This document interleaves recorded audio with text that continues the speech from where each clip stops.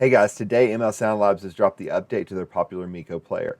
Mikko 2 is the most comprehensive tone shaping tool that I'm aware of for electric guitar. The amount of control that you have over the tone shaping possibilities is unparalleled. Let's dive in because we have a lot to go over. Okay, whenever you open up Mikko 2, this is what it is going to look like. There is a standalone app, but I'm using the VST just because I tend to work inside my DAW mostly. In the free version, you're going to have access to the Mega 412 oversized speaker and 4 microphones. There's a ton that you can do with that setup alone, but if you do upgrade to the full version, you're going to have access to 38 different cabs and 8 different microphones. So first off, we have the speaker window. This is the main user interface for the plugin. This has the graphical representation of whatever speaker that you're working on at the moment. You have all of your microphones laid out at the same time. We have an input fader that controls the level of signal coming into Mikko, and the output fader is the level of signal going out of Mikko. You can add up to 9 different microphones. As you do, they'll fill up this window, and you can move them wherever you want. Over here in the EQ balance section, you can turn this off or on. If you leave it on, you have a ton of control over what you're doing. You have a high pass and low pass. And then you have 5 bands here. On each of the bands, you can hover over it and adjust the cue with your mouse wheel.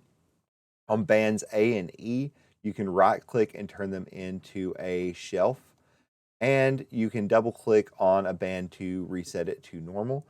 If you double click on the main window, you'll get a phase overlaid over on top of the EQ curve to see what you're doing there. Over here in the mic window, we have the number of microphones that you currently have selected. Whenever you click on these, it'll also show whatever speaker that microphone is on. So you can have 9 different microphones, each of them on a different speaker cab, and all of them blended in to work together. So it is a crazy amount of flexibility here. We have the mix fader here. This allows you to solo the microphone speaker combo that you're currently working on, or mute it to hear what the mix sounds like without it. And you have a blend fader here to blend in how much of that you want. That comes in very useful. Then over here in the movement window, you have cap edge. That is how close the microphone is to the cap or the edge of the speaker. So you can move that out. And you can see the EQ changing as we do that. Then if it's over a little bit, if I have it dead center, you can't see this, but the angle is around. So between these two, you can place it wherever you want, or you can just physically grab the microphone and move it. The distance is how far away from the speaker the microphone is, and your tilt will allow you to angle the microphone. The pan knob over here allows you to adjust where in the stereo field the microphone is placed. So if you want to create a stereo IR, you can, for every single microphone, you can place where it is inside this field. The phase reverse allows you to flip the phase of the currently selected mic. And over here, the latency knob is a super powerful adjustment. It's a micro adjustment to the time of the IR.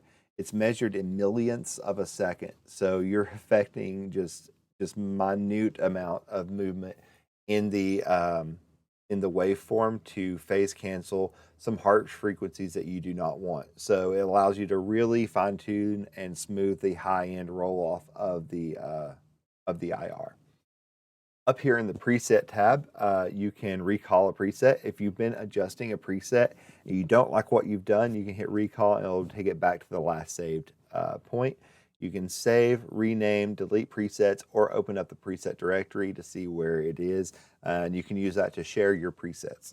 Here are the factory presets, and here's some presets that I've made. So here's a preset that I've made with the free version. We have a 57 directly in the center. By itself, this would be quite harsh, but we have a second 57 in kind of a Friedman technique where it's touching the capsule and tilted to the side to phase cancel a lot of those harsh frequencies out. So you get a ton of punch without it being harsh and overbearing.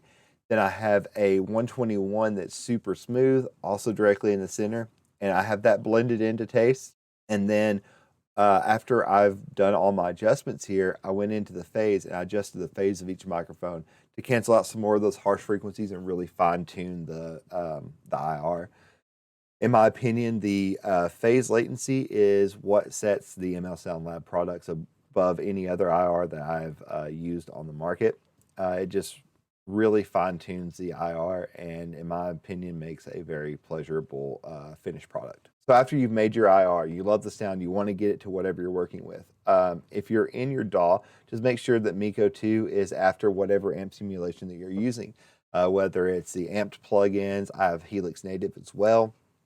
Make sure that it's after those, and make sure that you have the cab section or IR section in whatever you're working on turned off, because you do not want to stack those EQ curves.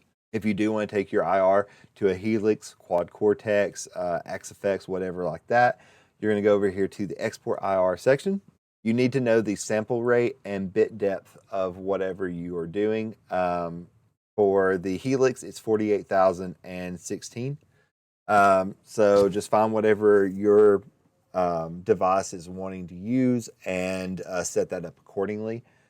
Channels to export. If you have panned any of these and you want that stereo field, then you're going to set that to stereo. If you did not utilize the pan knob at all, then you can just do this mono. Minimum phase transform. So if you are needing to blend this IR that you have made with a third-party IR from another manufacturer, whether it's the internal cabs of a Helix or whatever, then you're going to want to keep this checked. It will send the least amount of phase information as possible, so that you don't run into some harsh phase issues with other IRs. If you use this by itself, which is what I'm doing, if I'm making an IR, it's probably to be a standalone with all the flexibility that is available. I'm going to turn this off so that you get all that information, all the character that you've dialed in. You'll get that in the finished product. And that is it for this video. Thank you very much for watching. I will do further videos going through the actual sound of this. I could go on for like an hour and probably not cover all the features that are available in this, but I wanted to give like a quick start guide to what all the features were, how they work, so you can have ideas of what to expect going in with setting up your sound.